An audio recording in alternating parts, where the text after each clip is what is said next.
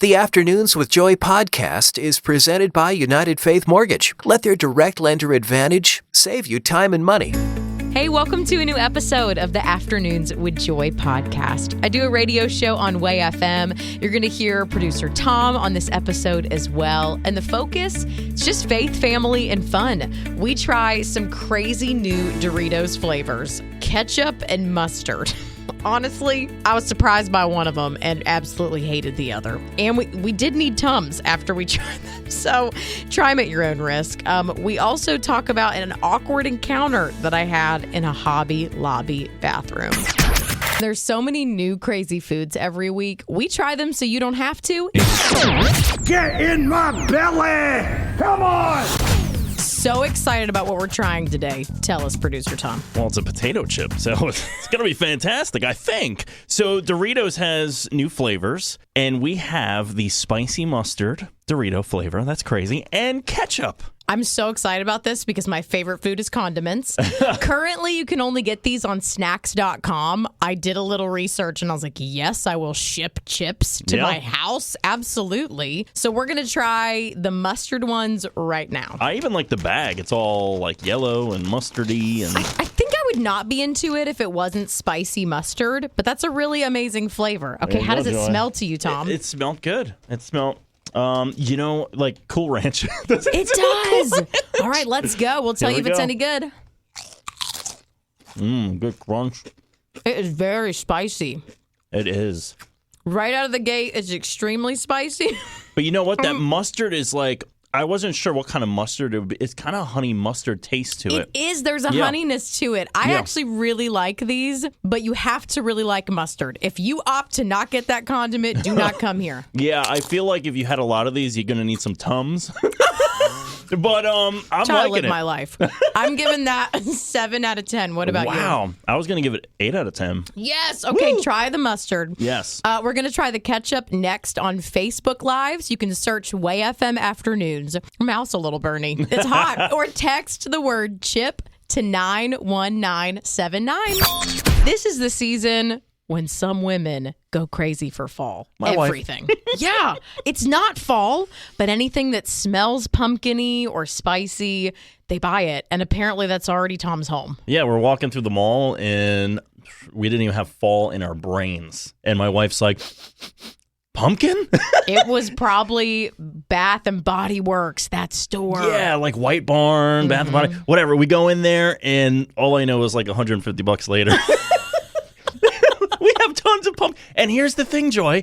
I don't even like pumpkin. I don't like anything pumpkin spice. How are you going to live in your home the next few months? I don't know. I like that. In the doghouse. I don't know. He smells like pumpkin. I'm grateful. With the new school year, it definitely makes a lot of parents thoughtful of what they want for their kids in this new year. My son is really young, but he just started a new class. And for a full year, every day when I drop him off, I've been doing morning affirmations, which I feel like is new agey. Like our parents didn't do this. But there's something powerful about it when you have to say things out loud like, I am kind, I am smart. When I know I as a kid was not that confident. Right. I'm hoping it will make him confident like I was not. But the very final thing I always say is my son's name's Judah. Judah can do hard things. And he's completely ignored me for an entire year. No, not even like a smile, nothing. And then this morning I said, what's the last one? And he said, Judah can do hard things. No. And tears came to my eyes because I'm in my 30s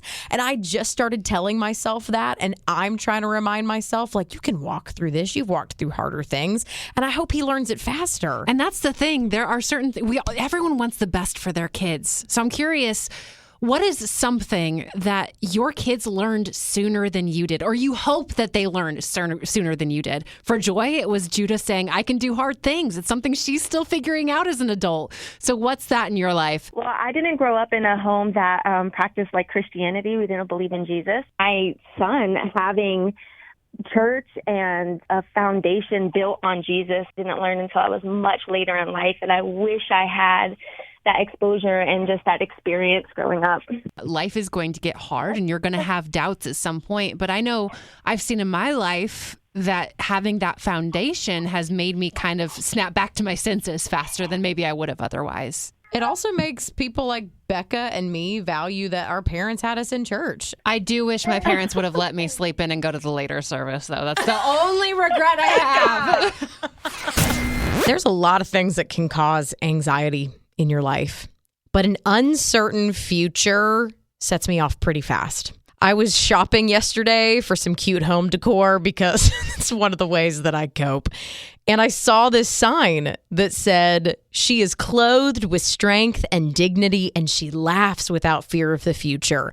And it sounded familiar, so I bought it. It's actually a Bible verse from Proverbs, and I'm putting it in my home where I can see it every single day. And I think that's how we're supposed to use the Bible, not as wall art, but as something that we remember over and over, that we write on our heart, that we memorize, because God says we don't have to fear the future, that's actually pulling worry from a day that we're not in.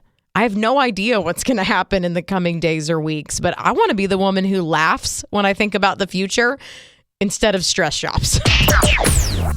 Hey, just taking a quick second to interrupt the podcast to tell you about our amazing sponsor, United Faith Mortgage. It's hard to parent by yourself. My husband was out of town a few weeks ago, and of course, that's when my son got sick and also got me sick. I don't know what we would have done without friends and family in the area. I was too sick to go to the grocery store, but we needed things, so someone had groceries dropped off. Another person came and risked their own health to watch my son when I felt better so I could go to work. See, when you have friends and family on your side, there's nothing you can't do. And I think that's why I love United Faith Mortgage, because it's a faith and family team. It's actually run by a father and son, John and Ryan, and they treat you like family. They're going to take great care of you. I know from experience. My husband and I refinanced our home with them last year. And here's what makes them so special is that they have a direct lender advantage. That means that there's no middleman, and it often can save you monthly and lifelong money. So if you want to know more about United Faith Mortgage, visit UnitedFaithMortgage.com and you'll see how you get treated like family too. United Faith Mortgage is a DBA of United Mortgage Corp. 25 Neville Park Road, Melville, New York. Licensed mortgage banker. For all licensing information, go to NMLSConsumerAccess.org. Corporate NMLS number 1330. Equal housing lender. Licensed in Alaska, Hawaii, Georgia, Massachusetts, North Dakota, South Dakota, or Utah.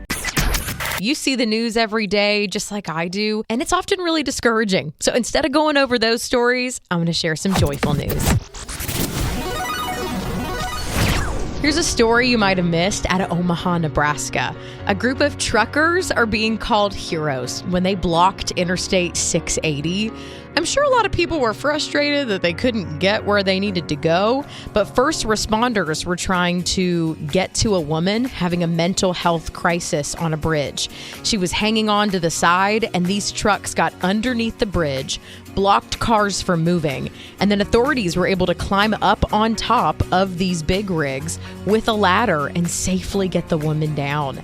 There are so many times we get stuck in traffic and we don't know why, but we're frustrated. Because of this story, next time I'm stuck, I'm going to pray for the situation that I don't know about that's up ahead of me. If you've got a kid going back to school, there can be some nerves for them and for you because it's a big adjustment. But I'm learning that motherhood is such a tribe of women looking out for each other's kids.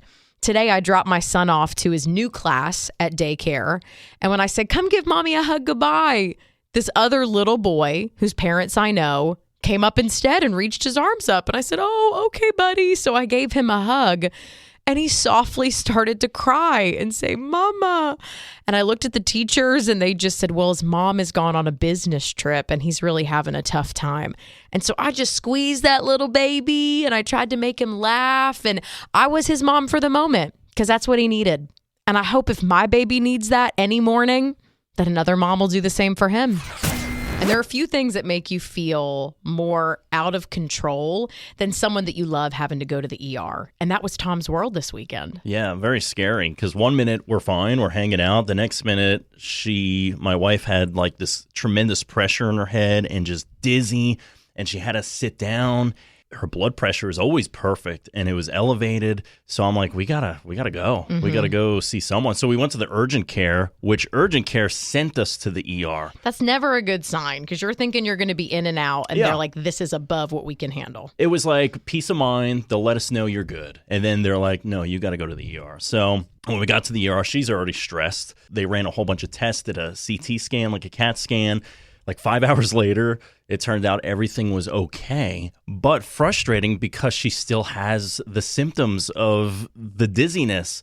Maybe the blood pressure isn't as bad because I think maybe she did get a little bit of a peace of mind. I think that's what's elevating her blood pressure, but she's still like dizzy. And what's going on with her? It's nice to know it's not something super serious, but then you still don't have a diagnosis. No. We've wondered if it could be stress because your body can respond so many different ways with that. And when I was towards the end of my pregnancy, they put me on the princess plan. Oh. And I need you to do this for your wife, Tom, just in case it's stress. And the princess plan means she's not allowed to do anything at home. Wait on her hand and foot. Yes, it's temporary. You can do it. Oh, she'll love this.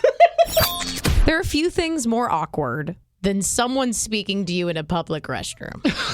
Oh, boy. I like how this is starting. I was at Hobby Lobby this morning, as one does on a Monday, to try to be in a good mood. And I had to go to the restroom, and there was only one other woman in there. I go in the stall, and I hear her say, "Stop." And I was like, What? So I start looking around and she goes, "Stop it, please." And I was like, Stop what I'm doing now? I'm looking around like, what am I doing? Am I annoying her? I don't understand. And then she says it again. "Stop." And I was like, I don't know. But I started to think, I'm just going to get out of here. And I can't ever know. And then suddenly I heard a bark. She had a dog in her stall. And she was yelling at the dog. And I was like, I can't stop going to the bathroom, man. I don't know what you want from me. And the dog is just like, it's for me. It's for me, Joy. Come on. Thanks for listening to the Afternoons with Joy podcast. If you want to hang out online, you can find us on Instagram under WayFM Afternoons or on Facebook under WayFM Afternoons with Joy.